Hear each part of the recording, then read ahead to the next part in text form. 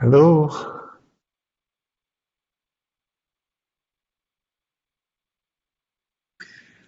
Good afternoon, Sai, or good morning for you, yeah?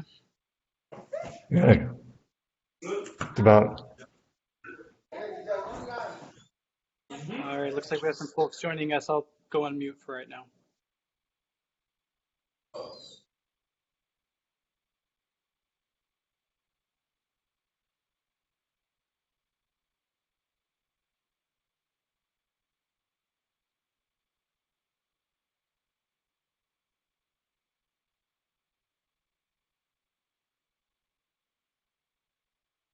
we got 6 minutes.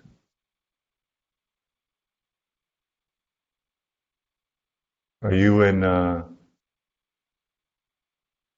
where are you from? Guyana? We're from Belize. From Belize. Oh, Yeah. And you? Where is this from? I'm in San Jose, Costa Rica. Okay, sir. Nice to meet you. Nice to meet you. So this Are is a you at full the video office? interface, or can we just use the audio? Well, I think we can chat at the beginning. I don't know how many participants are joining. It should be less than 20, so I think we can probably have a good back and forth of question and answer. I know we have colleagues all the way down to Guyana, on the other side of the Caribbean from you, who are going to be joining. Okay, somebody else just came on. Oh, 6 people.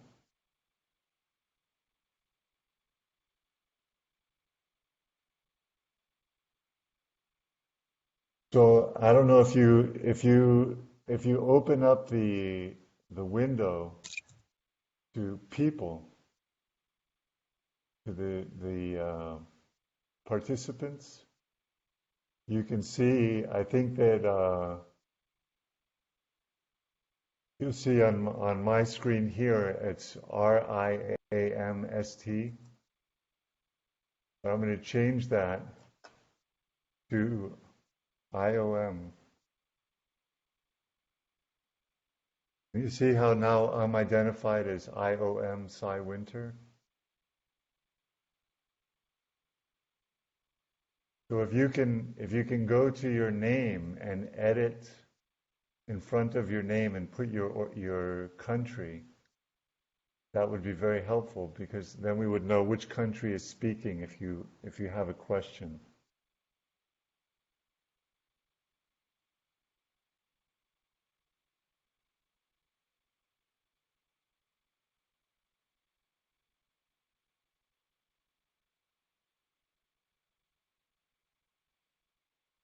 Like Mr. Sheldon Jeffers. Are you Sheldon? You're on mute.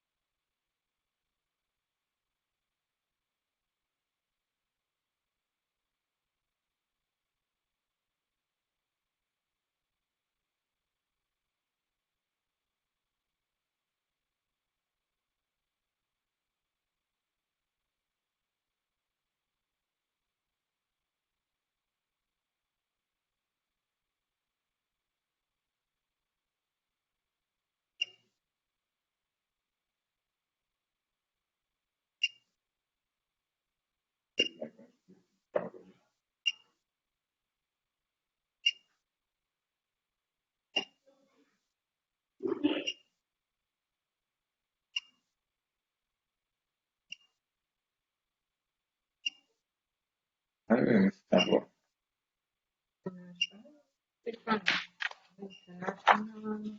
organization.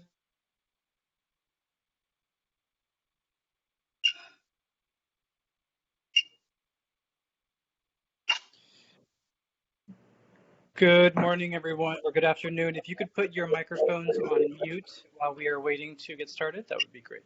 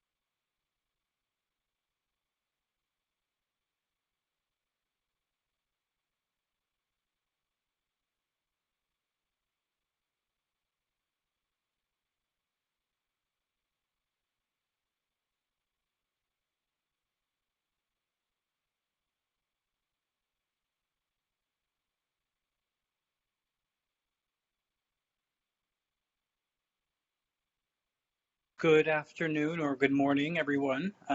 We will get started in just a minute. We want to allow everyone to get a chance to join, just in case there's any technical difficulty, and then we'll go ahead and get started.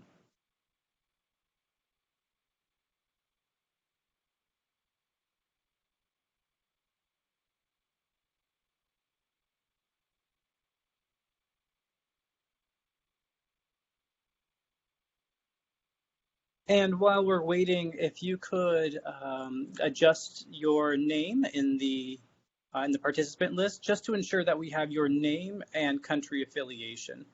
You could also add that in the chat feature if you would like. Either way, just so we have a record of who's in attendance and from where. Thank you.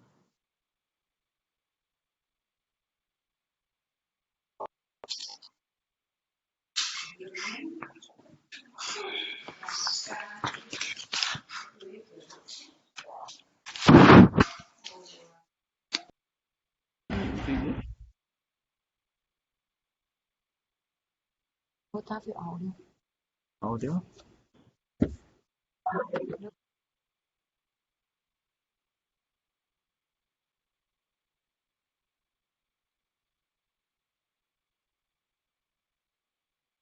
Once again, we'll get started in just a moment.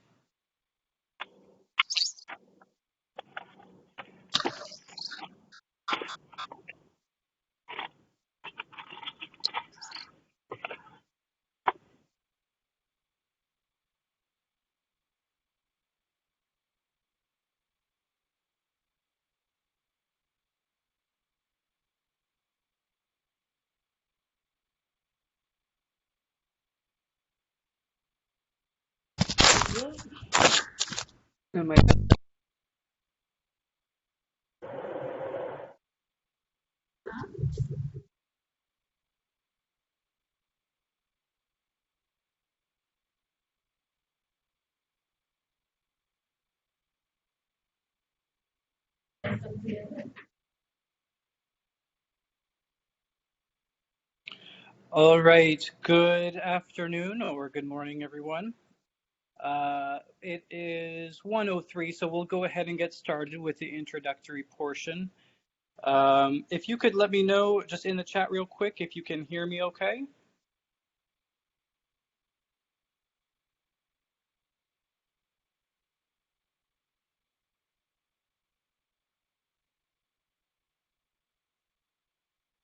Great, I got at least one positive there, so that's great. My name is Brendan Tarnay. I'm a program support officer for the Caribbean for a larger regional program called the Western Hemisphere Program. And I've been involved for the past couple of years with the Caribbean Migration Consultations. I know many of you on the call.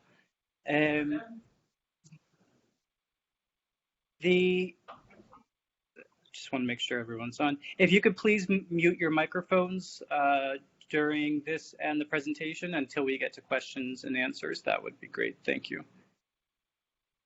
The Caribbean Migration Consultations was really launched in 2016 as a state-led initiative.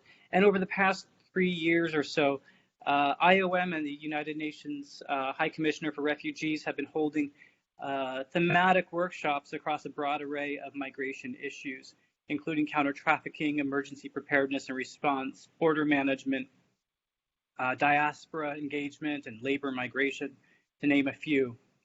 And out of this, we created a lot of these networks. In this case, we are utilizing this network for border management, which primarily consists of chiefs of immigration and immigration officials. So I want to welcome everyone here. This notification was sent out to the border management group as a target group, and this way IOM and the countries and other international agencies can utilize this efficient lines of communication as IOM works to help build Caribbean countries' capacities in areas across the migration spectrum. So in this light, IOM has developed the standard operating procedures for frontline border officials in this COVID-19 situation. And with us today, our primary speaker will be Cy Winter, IOM's Immigration and Border Management Specialist for the Americas, based out of San Jose, Costa Rica. Many of you know him as well.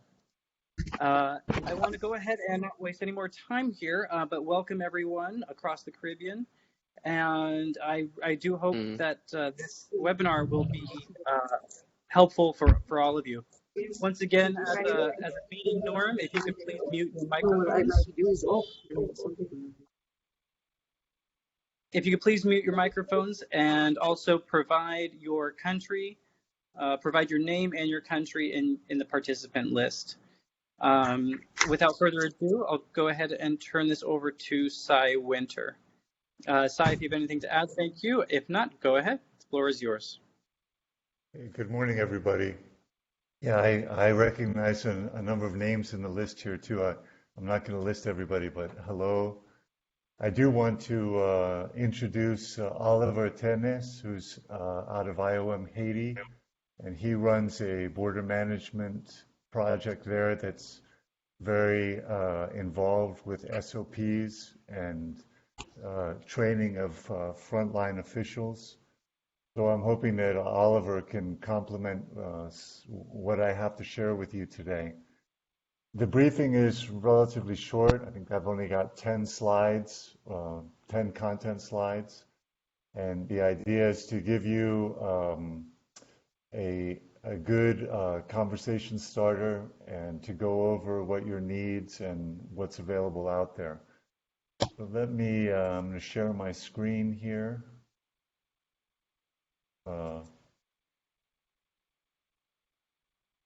I find that with this system, it's easier to just share the whole screen. All right.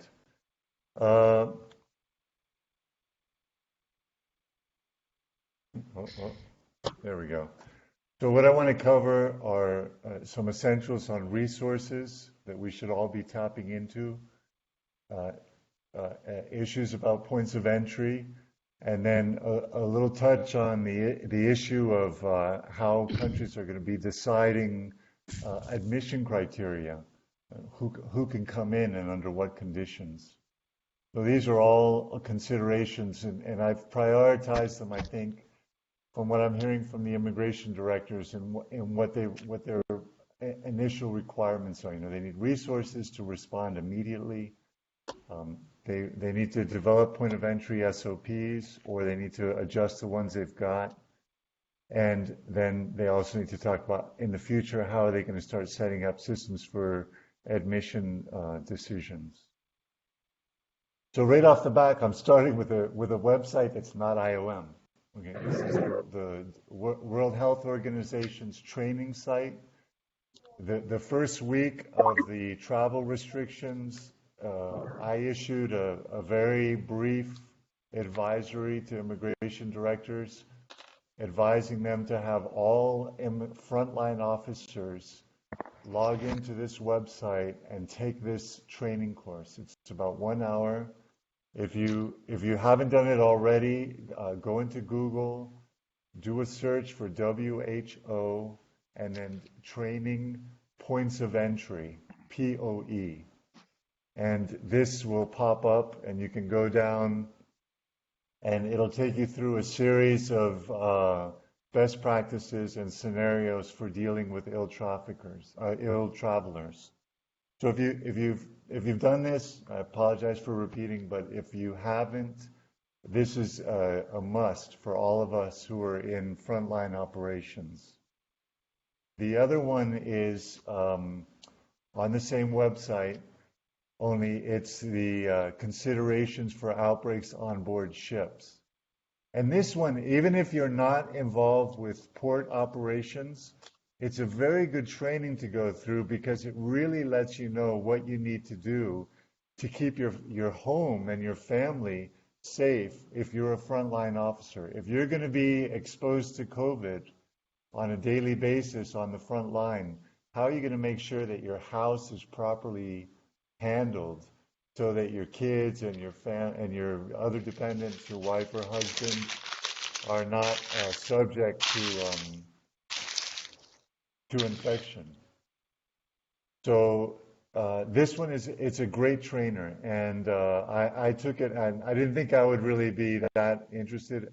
It is really an interesting training.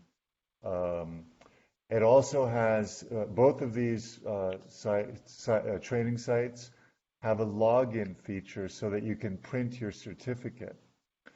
And in our initial advisory to the directors, we suggested that each frontline officer take these types of trainings, if not these, something similar, and that it be documented in their human resources file that they've taken the training. Because the situation is serious. Obviously, we can't be deploying people to the front lines without documentation of what they've been trained to do. On the IOM side, we have our eCampus website. If you do a Google search for IOM and eCampus, this one site will come up and you can see all the different trainings that we have. There's a whole section that's being rapidly, and come back frequently and look at it. There's a whole section on immigration and border management, covers points of entry, covers a number of different considerations, including all of these different fact sheets that I'm sharing with you now. One of these fact sheets is the health and border and mobility management process. And this is a holistic overall, from a public health perspective, technical support for dealing with public health in the context of human mobility, including borders, but also movements within the community. So this is a really interesting piece. You can look that up as well and go through it in detail.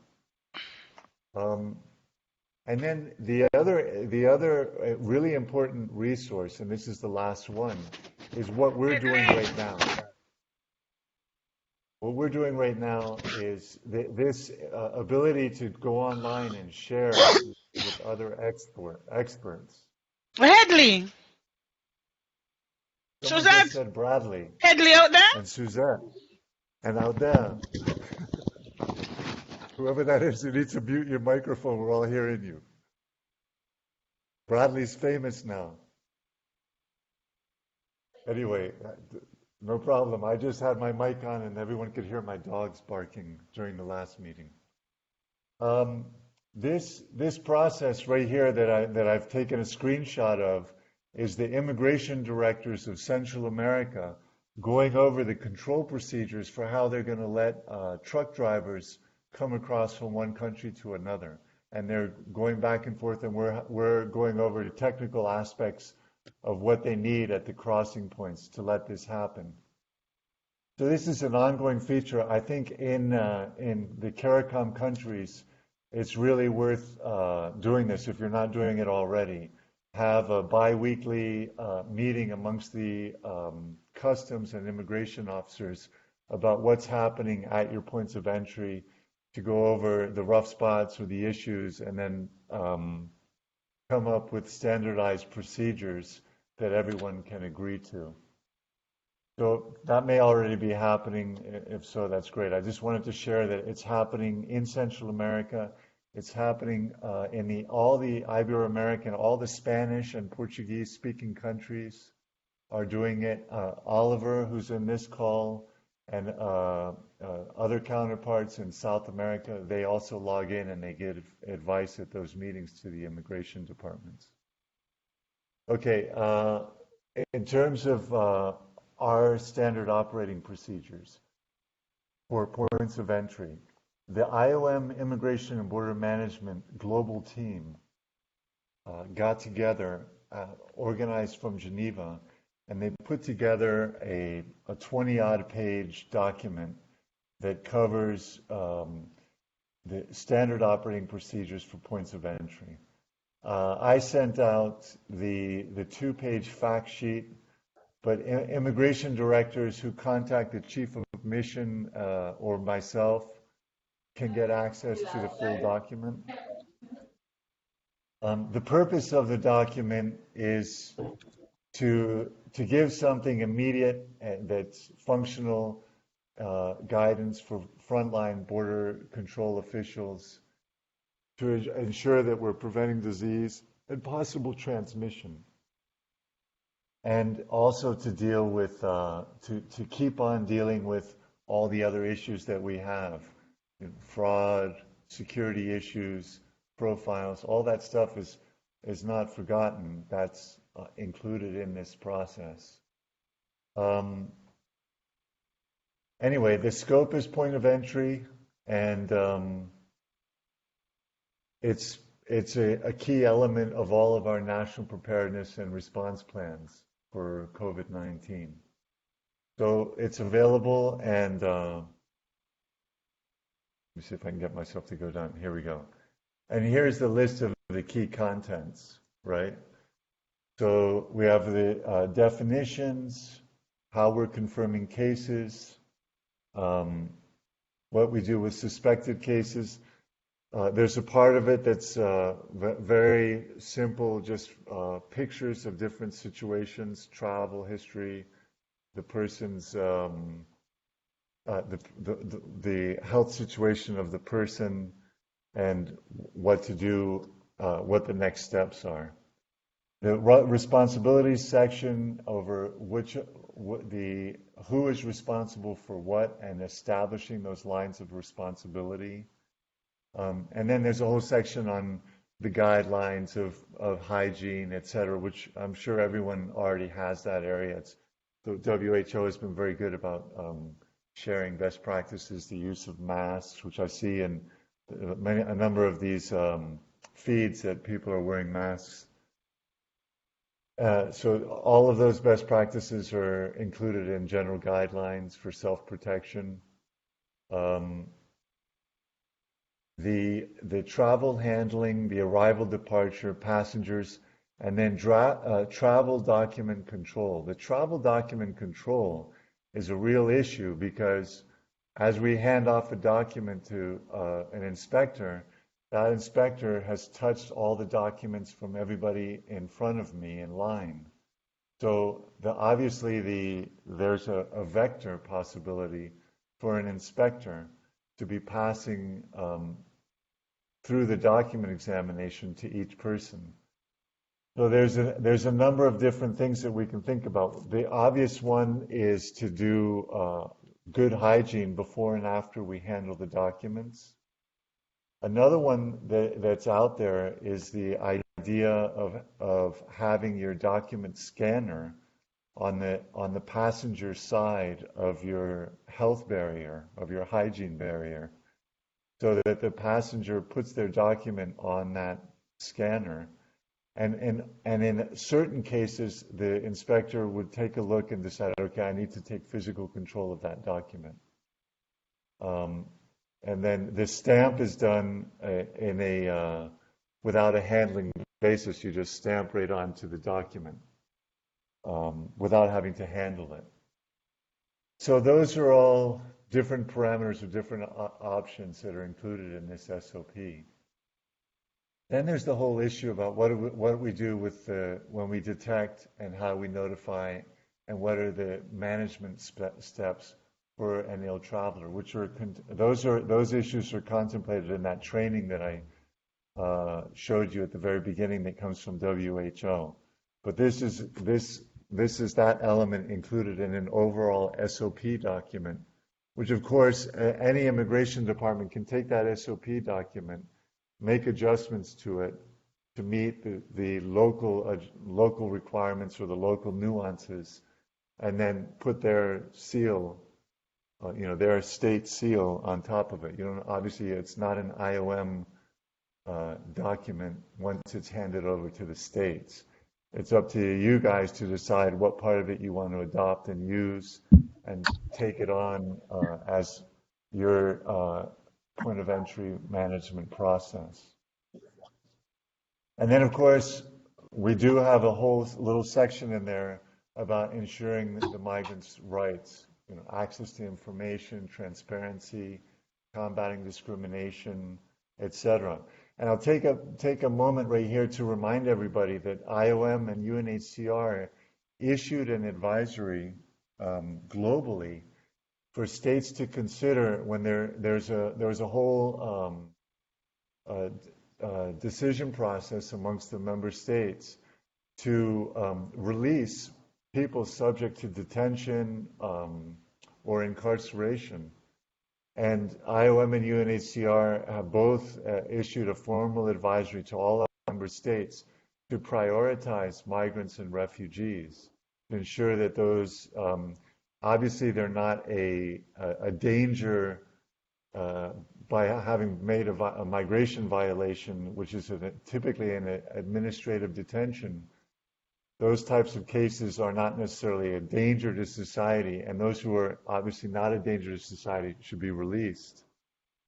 This is in the context of the COVID response and the state interest to reduce the prisoner population. So that's something that we've advocated quite strongly for since the very beginning. And if you think about it, it makes a lot of sense from a public health perspective.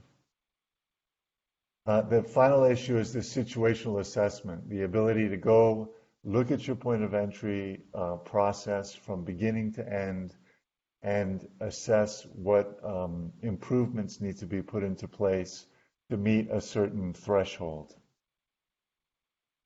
See if I can get to the next screen here. Here we go. And then this last slide is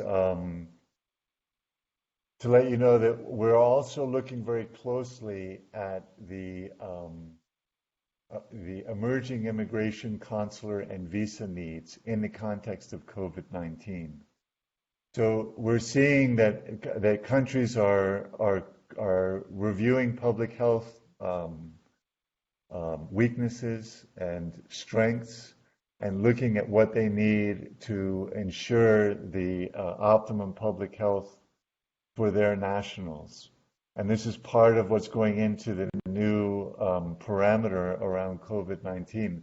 And of course, it's kind of a moving target because we don't know exactly where COVID-19 is going in terms of the public health situation. And if we get a vaccine tomorrow, that changes things. If we don't get a vaccine ever, well, that's a different scenario. And as we start increasing human mobility, we're going to start seeing countries making assessments about the public health situation in countries of origin or countries of transit, and making admission determinations around those situations. It's a very gray area right now, but IOM, I wanted to share this and assure you that IOM is looking very carefully at this process So we're categorizing information about the different situations. We're putting it into the different formats and different considerations given the different process requirements. And then we're coming up with what the countries need, what the migrants need, and what the overall governmental approach should be. And that's part of what we will be bringing to the table. And we've started with SOPs for point of entry, but now we're working also on the longer term vision of what's going to be required by each state to develop admission processes for a reinitiation of migration across the region. And I want to finish with this video that I got on YouTube. A couple of colleagues shared it with me. This, I suggest looking it up. It's a Hamad International Airport. And it showcases everything that they've been doing to make that airport a viable airport again. It's all about how they're doing the hygiene issues, how they're ensuring that there's eliminating risk of contamination, what they're doing with the luggage, what they're doing with everything. It's kind of a fun video. It's only 2 minutes. So when you finish with us here, please go onto YouTube and do a search for Hamad, Hamad, International Airport, and COVID or safety. And this video will pop up and you can watch it and get some ideas about what you might want to do with your airports. So that's it for what I have on the presentation. I'd kind of like to pass the floor before I go to questions and answers and exchanges to Olivier out of Haiti for him to briefly describe what they've done in Haiti and which is of course the CARICOM state where we've already put in an SOP in place. Olivier, are you there? Yes, thank you, Sai, and hello, everybody. I'm Olivier Tenez, in charge of the border management unit at IOM Haiti.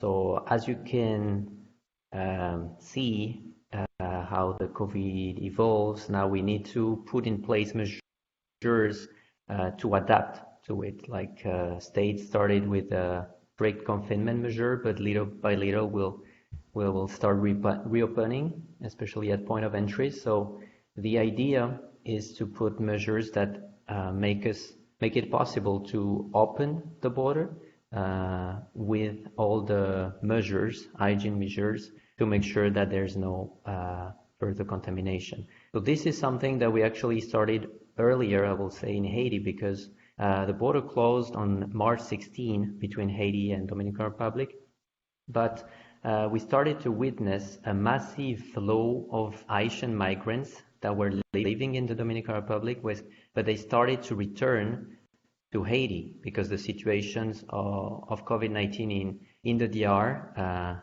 in the time was worse than in Haiti. So a lot of migrants started to come back to Haiti. And this is where we had to very quickly adapt to this situation and put the protocol in place in order to detect suspected cases of COVID-19 at the land border. So this was very challenging because I don't know if you're familiar with the border between Haiti and the DR, but on the Haitian side it's a quite remote area, a lack of a lot of infrastructure and logistic aspects. So we had to come quick with a solution that is efficient, but with basic means.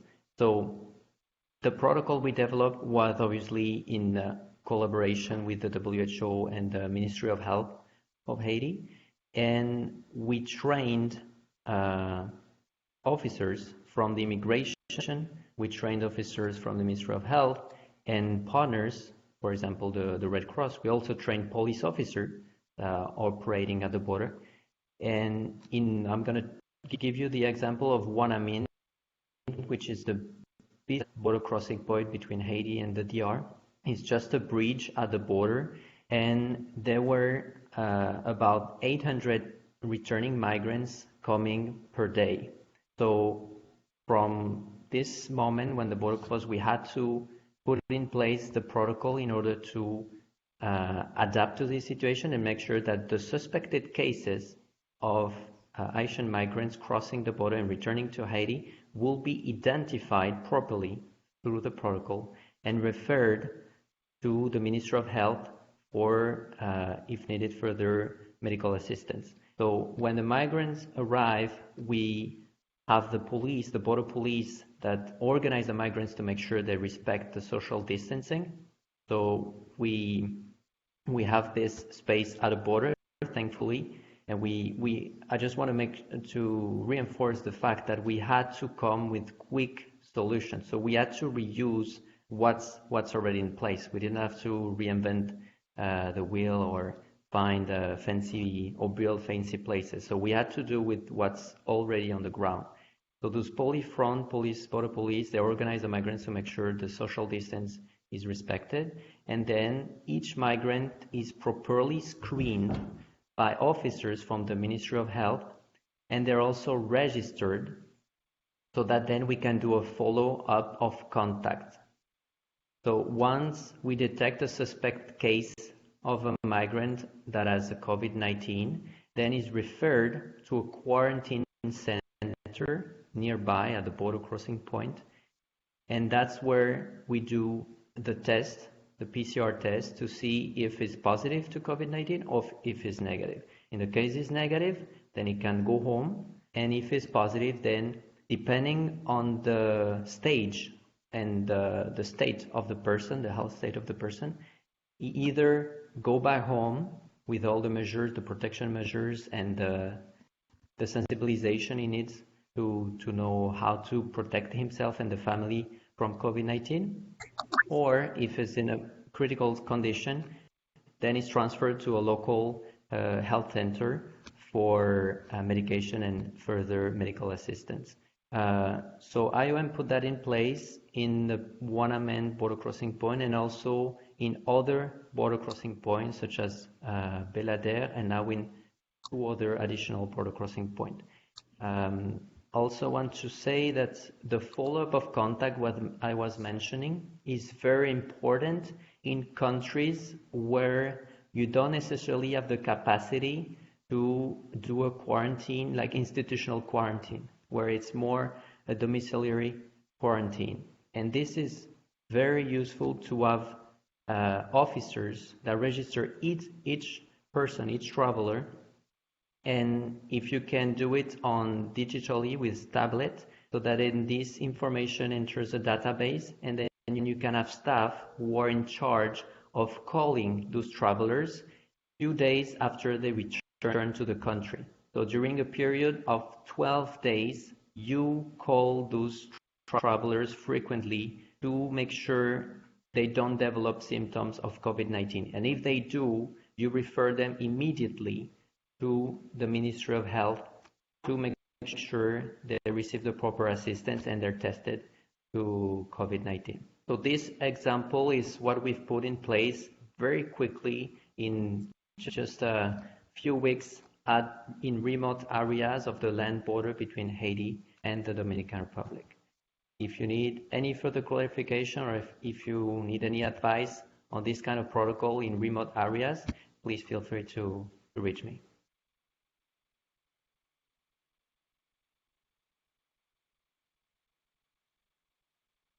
No, thank you very much, Olivier. I think we do have another counterpart, one of the technical specialists, I think Rose Borland. I saw her at the login, but I don't know if Rose is still with us. I don't know if Rose wants to add anything to what we've shared, or if any of the other IOM experts who are logged in have anything to say. Otherwise, let's open this to questions and comments. That sound good, Brendan? And I also note that we're at 25 participants, which is the limit for this software that we have. So we probably have some people who didn't manage to get in, and I saw in the chat that Brendan is going to offer that we do this again.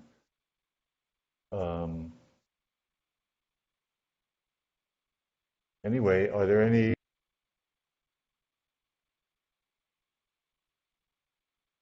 questions?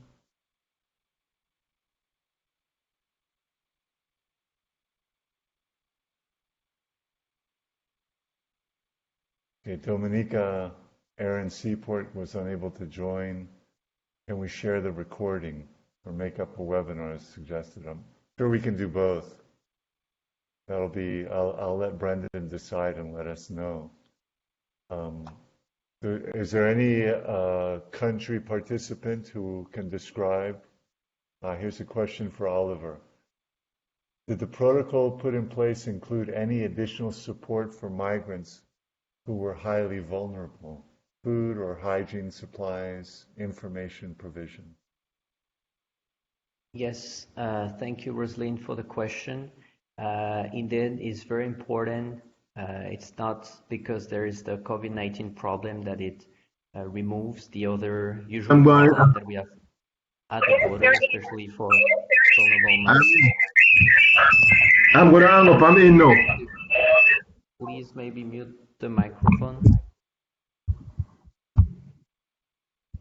So, yeah, thank you, Rosalind, for the question. I think it's important to always remain vigilant and take into consideration the needs, protection needs of vulnerable migrants. And indeed, this is what we did. Thankfully, we already had centers specialized on assisting vulnerable migrants at the border. And this is where officers from the National Office of Migration and of the Institutes of Social Welfare are in charge of taking care of vulnerable migrants. So if there is a case, for example, of a pregnant woman or an accompanied minor, indeed, they are duly referred in the framework of this protocol in this center so that they receive the proper assistance based on their needs and vulnerabilities. And of course, they receive a specialized hygiene kit and they receive also support, for instance, for transportation to make sure they can come back easily to their family in Haiti.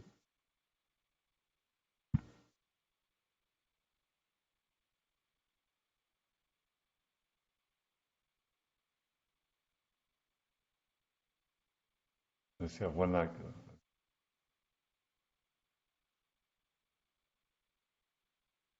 Okay, here's another question from Juliana Brown. Were there any high cases among the migrants? If yes, how were they dealt with? In other words, cases of positives with a high fever. So yes, indeed, we had cases of migrants that had over, well, it's 41 degrees Celsius. I don't know in Fahrenheit, but it's pretty high. The normal temperature for a human body is around 37. So it was 4 Celsius degrees above the normal.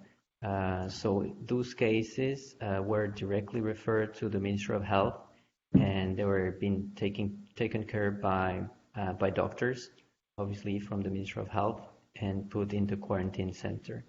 So let's say there are not many cases, but out of a group, for instance, roughly of 500-600, which is usually the number of people that arrive at the border daily at this border crossing point, there were 5-6 that presented clearly symptoms of COVID-19. Very good. Any other questions or comments? The floor is open. Just unmute your mic and... Are we good? Oh. Can you explain how you kept your staff and partners working on this safe? Did they use masks or were there distance measures? What did you do to keep your people safe? Yes, this is a key point indeed, because if you don't take care of the people who actually take care of those travelers, then basically you're going to have a lot of trouble making sure that the protocol is operating properly and sustainably at the border. So this is indeed the main aspect that we developed at first, was making sure, obviously, that the staff involved in the protocol, in Wanamen, there's more than 50 people operating this protocol every day. So obviously we provided them all the equipment. This was in coordination with WHO, that has the expertise on what kind of personal protection equipment staff needs. So we provided them the training first on how to use those equipment, and obviously we provided all the equipment they need to make sure they don't get contaminated by potential COVID-19 cases at the border. The main protection that we and WHO reinforced is always the social distancing. So you really need to make sure that there's always a minimum distance between the travelers and the staff that is obviously very exposed. So, and any time if there is one suspected cases among the staff, it has to be referred immediately, and it has to be tested, obviously, to clarify if it's positive or not to COVID-19. This one's a public health in general from Juliana Brown. Did Haiti have a curve, and how long did it take to flatten the curve? Or is it still going up? So actually, Haiti, it's the very beginning of the epidemic. Well, this is first due to the fact that Haiti is not a big touristic country compared to Dominican Republic, for instance. So there were a big rising of cases in Dominican Republic. Meanwhile, Haiti remains with very low numbers. So it was just 10 days ago, for instance, that Haiti passed more than 100 detected cases of COVID-19. This is obviously also due to the fact there's not a lot of testing in Haiti, but now there are clear evidence, and there are many positive cases in all the departments of the country. There's currently more than 700 cases, and there's all the sectors that are where you have positive cases. So, for example, you have positive cases in very rural areas from farmers. You also have positive cases from directors from key institutions. You also have in the prisons, which is very worrying due to the poor conditions there is in the prison. So now we're seeing, and experts, WHO experts says that the peak of the epidemic is actually coming now in Haiti. So probably in the month of June and until mid of July, this is going to be Haiti's biggest epidemic peak for COVID-19. So the measures that you put in place at the border were to mitigate or reduce as much as possible the reality of what's coming towards Haiti. Yes, clearly, this is the objective, obviously, is to limit. As I said, Dominican Republic had a lot more cases detected. So when we saw this flow of Haitian migrants returning to Haiti, this is where we saw there was a big risk of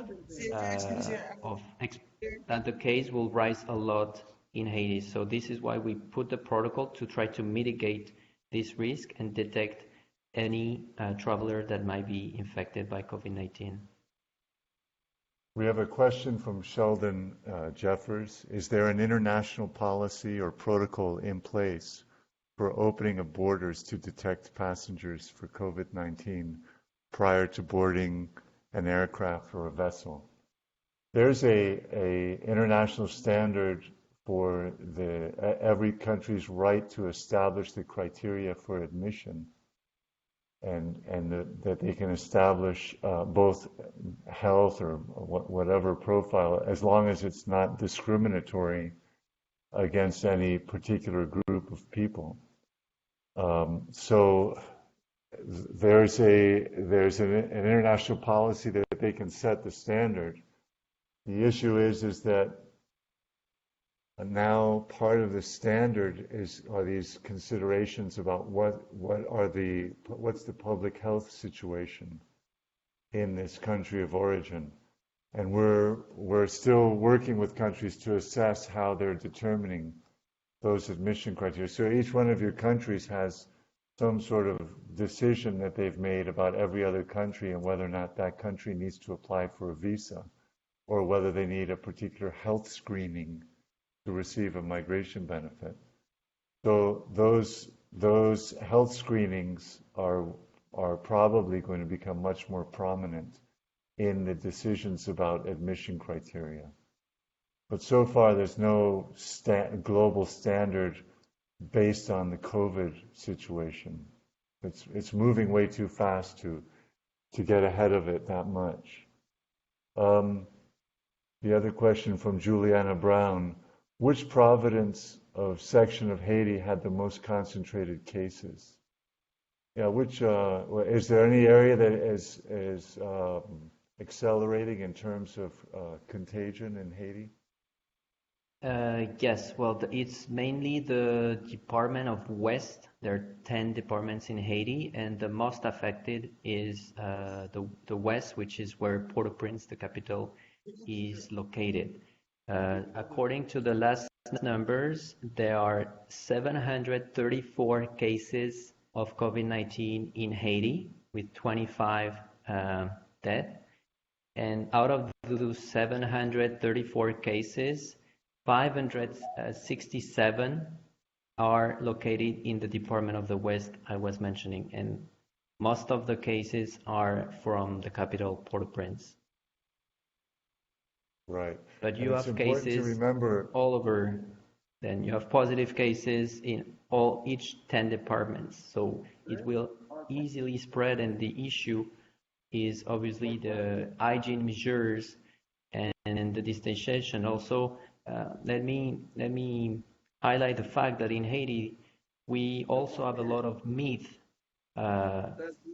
regarding coronavirus. There's a lot of places and a lot of people that think that, for instance, only black people can get coronavirus. This is a myth that is widely spread, unfortunately, in Haiti. Also, that mosquitoes or flies can contaminate you to coronavirus. We have a list like that of 10 main myths that are widely spread on social networks, especially WhatsApp in Haiti. And now we're fighting a lot to raise awareness among population that those are clearly wrong and that they need to protect themselves and adopt the proper measures in order to not get infected. But this is a big challenge. Right, let's see. Is testing required by the Haitians before traveling overseas? Testing is required by the country of admission. And right now, because of the limit on the amount of testing that's available, there's no country that's, well, I won't say no, I don't know the entire world, but at least the countries that I've been working with, the only example I have would be Costa Rica, who did 2 weeks of testing at their border to verify a certain trend amongst the people arriving, and then they came up with a policy. But then very quickly they said, we're not going to continue testing like this because we need the tests that we have to support our diagnostics. And the medical providers want the COVID tests so that when they have a suspected case, they can confirm or eliminate it. They don't want to use the tests across the board for just anybody who says, hey, I want to travel, can you give me a test so I can come in? There's just not that many tests available at present. It could be that would be something that would happen in the future, depending on how the public health scenario develops. Sai, Um, good afternoon. Go Sai, ahead. you heard me? All right. Clarence Henry there Go from ahead, Mauritius Clarence. Commission. Sai, I'm curious to find out from Haiti's experience whether what measures really that they have implemented to encourage social distancing at their ports. So, for instance, we're currently looking at how do you reconfigure the arrival lounge, if you like, of an airport or seaport so that you have some measure of social distancing. What have they done? I want to learn from their experience. Okay, so what we did, we involved the border police at the border crossing point. So when the migrants arrive, the police um, show the migrants a place which is actually a binational market. It's supposed to be a binational market, but obviously it's closed now. So there's a big space at the border, and migrants go there, and we marked the floor to make sure that like 1,000 people in that space can maintain the space. So then we make people in line. So you have a line of 100 people, and they all have to respect the space on the floor that makes sure that they respect the social distancing. So it's a very strict measure, but you have to be really meticulous to make sure that a group, because we're talking about making sure a whole group of people that don't necessarily were adopting this distancing measure before, in order to make sure they don't mix with each other. And I have pictures that show clearly that now it's working, and at each border crossing point, we're making sure that they respect this social distanciation. And again, that video from the Hamada International Airport, they've taken off. I mean, they're all the bells and whistles for how to resolve this. They're showcasing it all right there. So they've got the temperature checks for all the passengers. They've got the cleaning measures for the luggage, the social distancing, the wearing of masks, all of that, and it's done in a very like public relations kind of, come travel again. So I really recommend that video. It's somewhere along those lines is where we're all going to be headed, and I think it's worth having a look at. But you can definitely get like they're taping off the center chairs so that people can't sit next to each other. They're doing a number of different measures. Obviously, the masks is going to be a big one because there'll be certain points in international travel where people just can't be 6 feet apart. They're going to be a little bit closer. So all of that has to be organized and thought out. Let's see.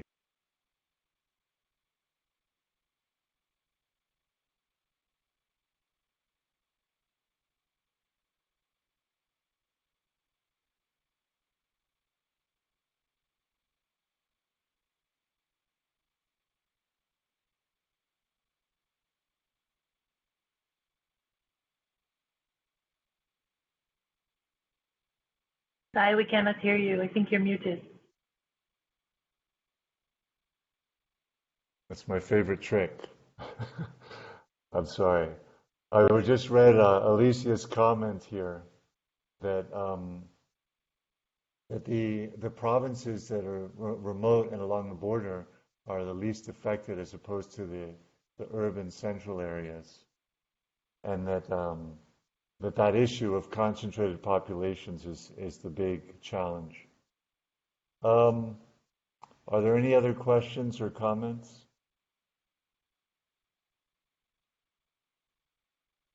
If not, I think we're we're at just under an hour, which is, as they say, don't let the webinar go over an hour. So I think we're within our time limit. If there's no comments from anyone else, I don't know if Brendan can connect. I know he had some connectivity problems. Brendan, are you there? I fortunately am here. I actually got kicked off midway through for a little bit, but I am back. If there are no other questions, just want to make a couple of notes. So I sent out yesterday to the same group of invitees the document, the recommended standard operating procedures. If you did not receive that and need that, please feel free to email me at btarnay@iom.int. That's BTARNAY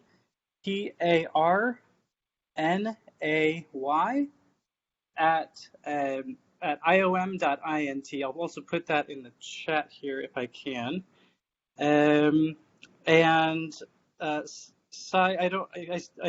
Up to you if you want to give out your email address. I believe you typically do. Yeah. And if you could add that to the chat as well, we're more than happy to answer that. So I will be happy to provide you those standard operating procedures. And again, I also encourage you, if you are not currently a member of the Caribbean Migration Portal, I highly recommend you joining that. It's caribbeanmigration.org, and you can register. There's a register button at the top, and that will ensure that you receive future emails and future announcements such as this. Instead of receiving it from your colleagues, you can get it from IOM or from UNHCR directly. So we'd be happy to have you join and increase this network as a lot of positions change over time. And I'll give you also, and if you haven't logged in a while, go ahead and do so, and you can update your profile. I noticed that a couple of people on here have switched positions over the past couple of years, and it would be great to have your updated information. If you have any questions for me, again, happy to take those emails. And if there are no further, I want to thank you for joining us. I encourage you to join the caribbeanmigration.org to receive these. And please let your colleagues know that we'll try to organize a second webinar, as unfortunately we had limited space on this particular platform. But we do know that many people are trying to get on, so please let your colleagues know that we'll do a redo. And this is also being recorded, and we'll work on getting this uploaded, and it would be uploaded to caribbeanmigration.org and the Closed Border Management Network. So again, you wouldn't be able to get access to this if you are not this webinar unless you are a member of the Border Management Network on caribbeanmigration.org. Sai, anything else? Olivier, anything else? I just want to emphasize that Haiti is a CARICOM state, and this operation is very large and very robust. It's very well supported by senior IOM staff that have been in the field for a number of years with a lot of technical expertise. And so they're already doing this in a CARICOM state. If you are part of CARICOM, you have an excellent resource at your disposal that's already dealing with COVID as a frontline entity. Would be my final message. Yeah, nothing to add, just remain available if you have any questions. I shared my email in the chat, so please feel free to reach me. Excellent. Thank you so much, Olivier. We really appreciate you accompanying this meeting. Thank you for the invitation. Yes, thank you, Sai. Thank you, Olivier. And we look forward to being in contact with everyone in the future. Please take care, stay safe, and good luck in all of your work. Stay safe. Bye-bye. Bye-bye. Stay safe.